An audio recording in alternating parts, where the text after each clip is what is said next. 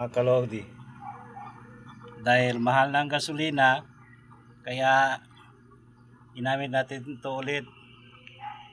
Binili ko ito sa Zamboanga sa pamangkin ko, gawa nila.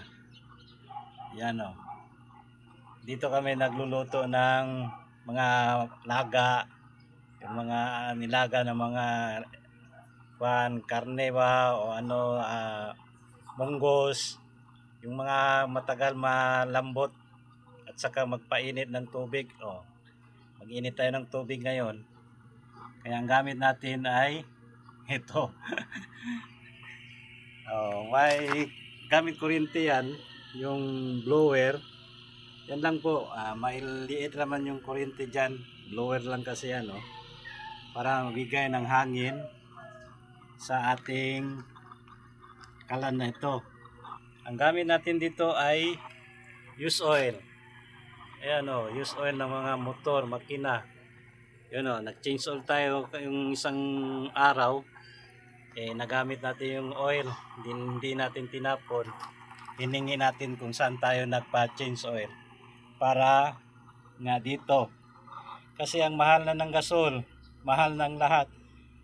Dito sa amin ang gasol ngayon ay 1,700 something, 750 o 720. Ganon kamahal ang gasol na ngayon dito sa Negros Oriental. Kaya ginamit natin ito ulit. Ano tayo ng paraan para makatipid, mga kalodi. Yan may blower yan, maliit na blower. Tapos pinansak natin sa sinaksak natin sa kuryente. Yan lang po ang gastos kuryente. Ito, marami naman yan. Makukuha natin yan sa mga shop. Lalong-lalo na kung magpa-change oil tayo, huwag natin itapon. Ipunin natin, lagay ulit sa palagyanan ng change oil, sa oil. Magamit natin yan, tulad nito. Pwede din ito na haluin ng konting gas para malakas yung apoy niya. Yan Pwede din i-adjust yan kung gusto natin na malakas yung hangin. Diba, malakas ng hangin parang gasol, di ba? Parang gasol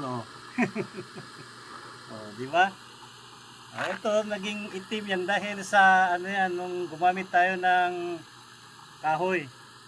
Hindi maitim yung natin, kaldero o itong takuri na ito. Naging itim yan kasi ginamit natin sa kahoy yan. Di ba galing. So tipid-tipid tayo, mga kalodi. Maghanap tayo ng alternatibo ngayon para sa pagluto kasi mahal na ang lahat. Mahal ng gasolina, mahal ng gasol, etc. Mahal na. Sana matapos na yung kaguluhan sa Middle East para bumalik naman ang presyo ng mga bilihin. Bababa na yan.